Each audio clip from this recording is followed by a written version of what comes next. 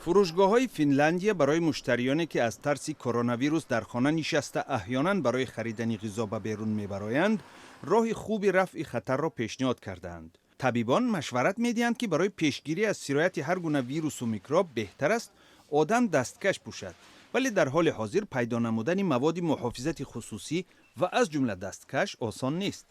یک شبکه فروشگاه‌های فنلندیا همین کمبودی را مد نظر گرفته در یخدان‌هایش دستک اینوواسیونی وصل نموده است. اثنای خرید مشتری در یخدان را نه با پنجه بلکه با آرنج باز می‌کند. در این صورت تماس ویروس و میکروب با تن انسان امکان ندارد. مشتریان به این غمخواری بهای بلند می‌دهند.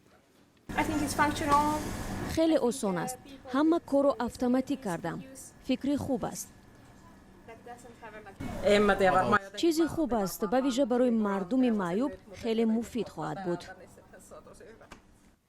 اما بعضی افراد قد بلند شکایت دارند که برای بازنمودن در یخدان مجبورند خم شوند.